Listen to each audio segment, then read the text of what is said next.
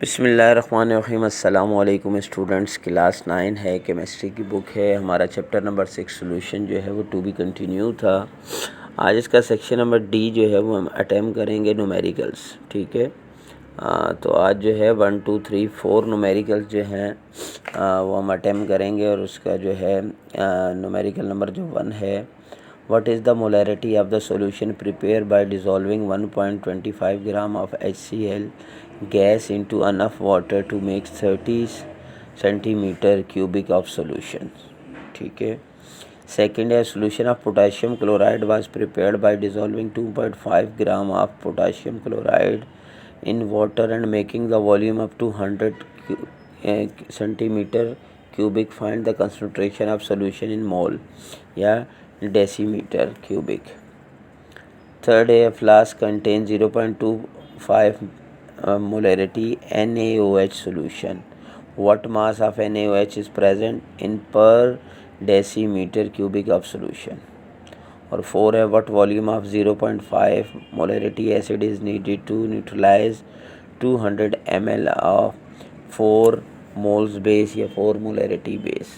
ठीक है, तो जो न्यूमेरिकल 1 है, न्यूमेरिकल करने से पहले जो है हमें जो है मोलैरिटी को समझना है। ठीक है, पेज नंबर 129 पे देखें। मोलैरिटी की हेडिंग है, molarity is define as the number of moles. ठीक है, जो हम M लिखते हैं आप उसको मोलैरिटी भी कह सकते हैं और नंबर ऑफ मोल्स भी कह सकते हैं। ठीक है, of solute dissolve in 1 decimetre cubic of the solution. Molarity is the concentration unit in which the amount of solute is expressed in gram। ठीक है, and the amount of solution is expressed in decimeter। It is denoted by M and its unit is mole और decimetre cubic.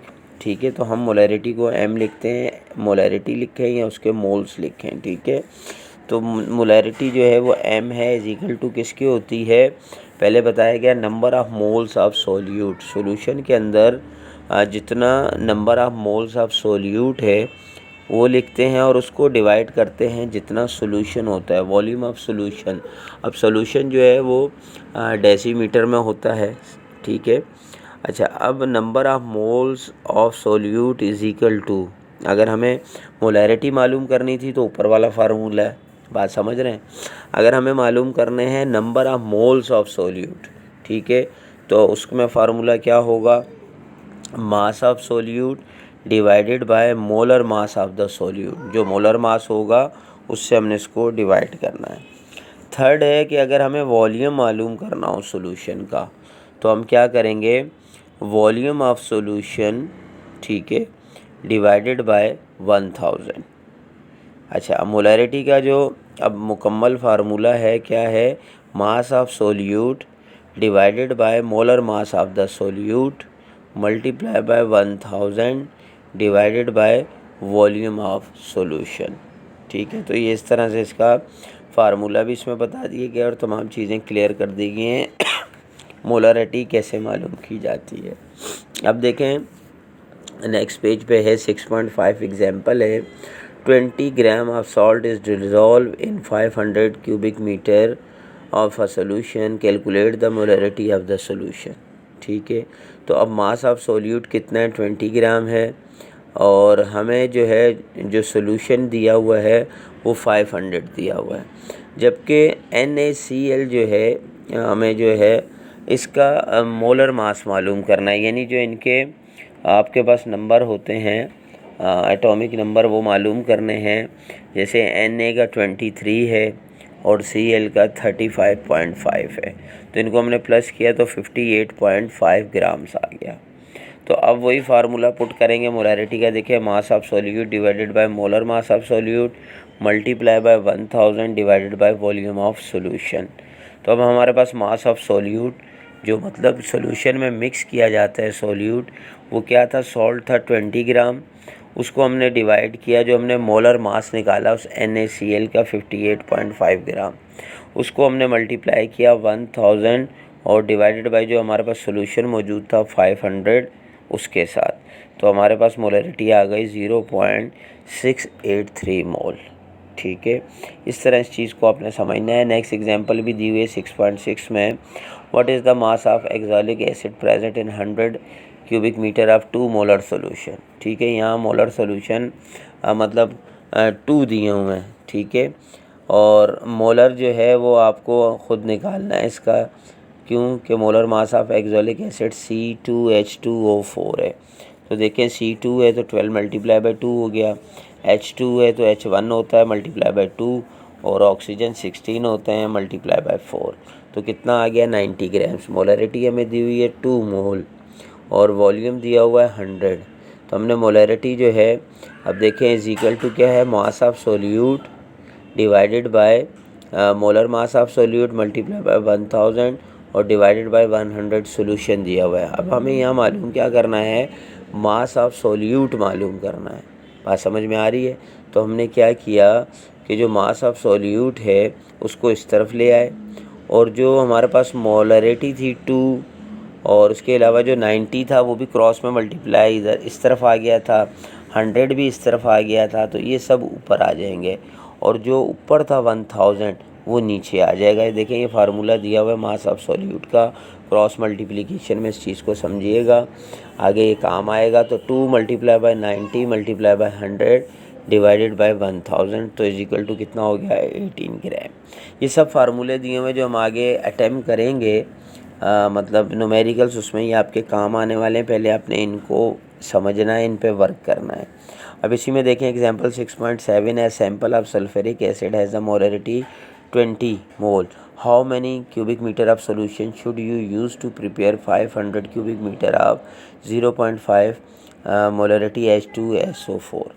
अब देखें आपको यहाँ पे जो है 2 मोलरिटीज़ यानी मोल्स दिए हुए हैं, M1 और M2। M1 कितना था 20 मोल्स और M2 कितना है 0.5 मोल, और जबकि वॉल्यूम एक दिया हुआ आपको 500 जो कि V2 है। क्यों?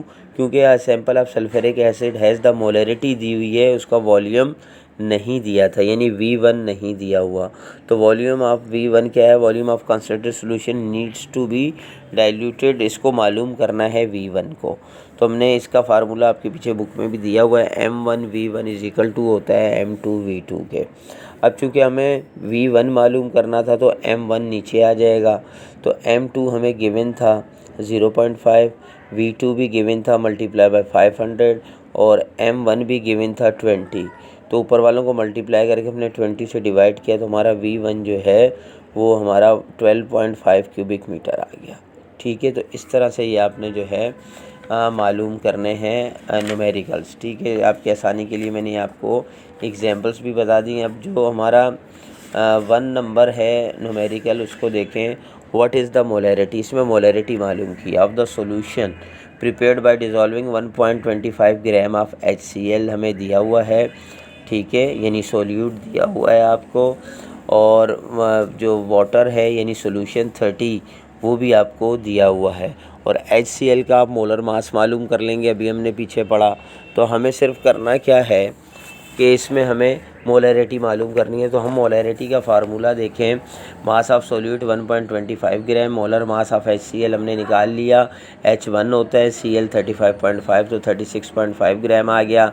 वॉल्यूम ऑफ सोल्यूशन गिवन है 30 क्यूबिक मीटर, मोलरिटी मालूम करनी है, फार्मूला पुट कर दिया, molarity is equal to mass of solute divided by molar mass of solute multiply by 1000 divided by volume of solution.